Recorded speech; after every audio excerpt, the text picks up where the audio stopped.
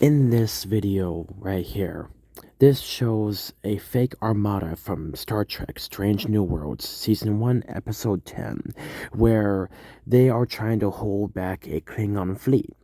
And what they do is that they use a gigaton of mining ships to um, kind of fake a fake armada to make the enemy think twice. Edinstvo decided to try something similar to this, to try to handle something more diplomatically. But, Titan, being the very caring and sweet, Tibetan Mastiff creature that he is, or Space Mastiff, he saw things a little bit differently. So, this is actually kind of funny. Quite recently, as a sign of goodwill, Edinstvo had to assemble a fleet, but the conditions were that he was not allowed to have warships, but only his own flagship, and he was going to be intercepting an enemy armada. Edinstvo does not follow rules, and he makes sure that people usually never wake up again if they threaten him.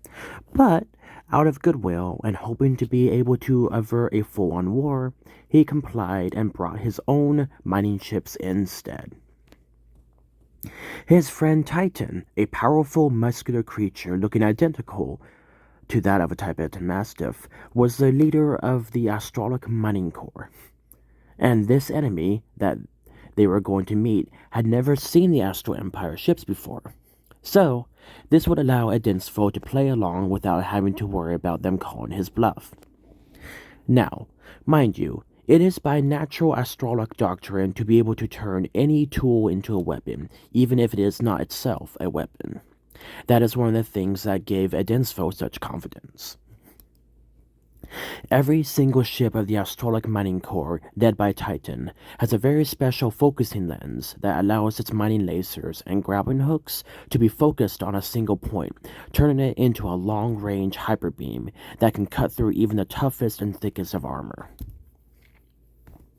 One of the things that makes the mining ships of the Empire so powerful is because they are the ones that go to a dying or dwarf stars and harvest the core and other materials for either power, armor making, or gas. They also go and find magnetars and neutron stars and other tiny stars, and they harvest nuclear pasta and other various materials for use. So first, Edinstvo warped in and jumped in front of the main flagship of the enemy force. After a few minutes of talking and figuring things out, the enemy figured that they should just go ahead and push past Edinstvo. Remember, the AABIIHF Astral is quite a small ship compared to most others, despite it being the most powerful. So, the enemy, thinking that it was small and insignificant, figured that they would just go ahead and push by. Suddenly, a deep and terrifyingly booming voice shook the comm channels of the enemy as an absolutely massive, mega city-sized ship suddenly warped in behind, dwarfing even the entire enemy armada because of its size. Remember, this ship is like bigger than Tokyo. This ship is so big that you can actually see it landing on a planet. That is just how big it is. It's so big that it has its own gravitational pull. This was the main flagship of Titan of the Astrolic Mining Corps. This absolutely massive ship is a fortress within itself. It has thousands of laser emitters and cutters, thousands of grappling hooks, thousands of saws, hundreds of thousands of employees and workers, and it's just a monster of a ship. It makes even the Astrolic Omnipotence look small. This made the enemy fleet look very concerned as this absolute titan of a ship came into view. A few minutes later, Hundreds of heavily armored mining ships made to go into the inner workings of a star and harvest the core came into view of all shapes and sizes, having all their emitter dishes and lasers pointed forward at the enemy ships. This enemy armada had previously attacked one of the allies of the Empire, causing the deaths of thousands on a space station. This was unacceptable, and there was going to be blood to pay for it. Titan took over the conversation and demanded the surrender of the flagship, or else the entire fleet would be destroyed. When they were scanned by the enemy armada, it was proved that they had no weapons. The reason why the Astrolic Mining Corps ships don't need conventional weaponry is because of the incredible redundant armor and shooting that they have. They can take a supernova pretty much and just shrug it off. So if they ever do have to be in a firefight or ship-to-ship combat, their advanced lasers and cutting tools would be way more than enough to cut an enemy ship to size.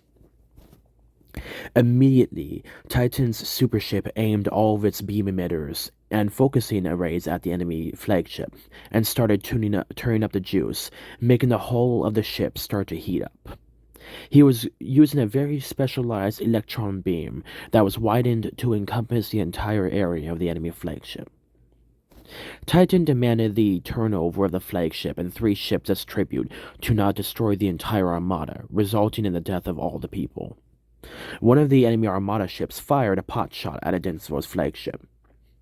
This, however, in turn enraged Titan, to which he fired a drone to intercept the shot, and even though the drone spun wildly out of control once hit, it stopped the shell from hitting Edinstvo. Immediately, one of the absolutely massive beam emitters locked on the ship, and suddenly what looked like a space-time warping in on itself launched at the enemy ship, completely disintegrating it on the micromolecular level. The ship was literally deconstructed into quarks because of the massive beam, the gamma beam. It's a beam of just pure magnetic radioactive death. After a little bit more of Titan showing his power and his absolutely massive armada of mining ships encircling the enemy armada, they finally submitted to Edinstvo and surrendered their flagship and 3 ships in turn to keep the others alive. After a surprisingly peaceful exchange and decommissioning of these 4 ships, the enemy armada was permitted to leave. Titan was very proud of how he handled himself, showing force only when needed, and being a surprisingly good and forceful diplomat. He was given the Astrolic 7-star of Heroism Courage. This is the highest award given to individuals who go into a battle with no weaponry and manage to win the war on battle. And it is true, despite his ships not having weapons on them, they could still use their beams to cut up or incinerate enemies if needed, despite them being used mainly for mining. Still, technically following the rules of the lead flagship of the enemy. Because of this, Titan's quick actions and his ability to deduct the proper way to handle things, he helped save the day and stopped the destruction of the entire enemy fleet. A second award was given to him for showing mercy to an enemy that he saw that did not deserve it. Edinstvo handled full control of the situation to Titan, of which he was very pleasantly surprised, and shown how good of leadership qualities Titan really had. The second award was the Augsfield Diplomacy Star Stage 5, and that is given as the highest award for an individual who prevents a full-blown battle by either enforcing terms upon the other side or coming to a peaceful agreement to which both sides can compensate. Titan usually serves alongside Edinstvo wherever he goes because Edinstvo and him have such a close bond. They are like 2 brothers. One helps the other when they are in need. In fact, Titan is one of the reasons why the uncontrollable fists of psychosis mostly stopped in Edinstvo when he suffered bouts of PTSD. The entire Astral Empire rejoiced and held celebrations honoring the actions of Titan and the heroic actions of the Astrolic Mining Corps for their quick response to help the leader in need. The entire Mining Corps was given citations and 3-year-long tax breaks because of their willingness to fight a massive battle that could very well have put them and the enemy in peril. The ships were also stamped with the heroism sigil as a sign of the Astral Wolf's respect. Titan was given a tier up in benefits for his actions and was promoted to a level of the same caliber as a planetary leader. As Edinstvo's left paw man, and to be a well of factual and critical and deductive reasoning. Titan is usually a standoffish individual who is stoic and shows very little emotion, and often can seem cold and demeaning. But inside of that thick-skinned, thick-furred, muscular body shows a heart that truly cares for the betterment of others around him and those he cares about. Titan continues to serve alongside Edinstvo in his own mining flagship, with his own little fleet that Edinstvo from that point on. This is the only Biforce armada in history to have two flagships working in tandem. In fact, even Frank Sartorius Johnson and Big Lungs McGee, Edinstvo's right two-hand men, offer their utmost respect to Titan, a true testament to the kind of person that Titan really is. Titan to this day wears his awards whenever he comes to visit Edinstvo in person when not handling his part of the armada as a reminder to keep himself humble, collected, calm, critical, and wise. Titan is someone that even Edinstvo himself deeply reveres and takes solace in knowing that he has a very special buddy that transcends rank, level, stature, and responsibilities. Titan is a true and good friend, and is held deeply in the heart of Edinstvo, always by his side, no matter the consequences. Titan is truly a dear and precious friend, and he is about the same size as Edinstvo, which is not very common. Titan is absolutely massive, and he kind of has a Grinster-esque look to him, but he's just this big, sweet fuzzball that, is often standoffish, but with Edinstvo, he is very, very close. And, yeah, like it is, Titan, prides himself in not having to put weaponry on his ships.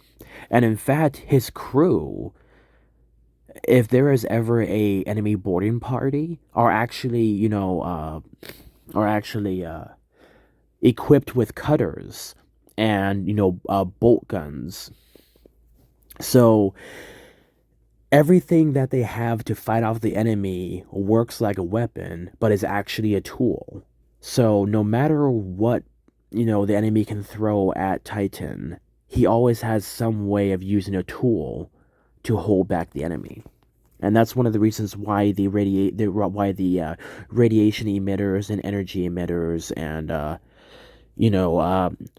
laser beams they have to cut through planets and asteroids were so effective, because those are meant to deconstruct things on a molecular scale. And yeah, so Titan very easily could deconstruct an enemy ship, because the enemy, hasn't built themselves against, mining tools. So Titan had no problem cutting through the enemy ship. So yeah, it's kind of funny because this was technically a fake armada that had actual no weapons. Now, because of the critical thinking skills of Titan and his people, and them being able to, imagine the enemy ships as asteroids and little tiny targets to mine, it was easy. So they just kind of thought about it like that. And that allowed them to be able to hold back the enemy and make a semi-peaceful surrender of the enemy forces. So yeah, the enemy only lost one ship. They surrendered four more ships, and they left with their tail between their legs. So good job on Titan for being that awesome, quick-thinking individual, and good job on Edinstvo for trying to handle things diplomatically. Long story short, don't piss off Titan.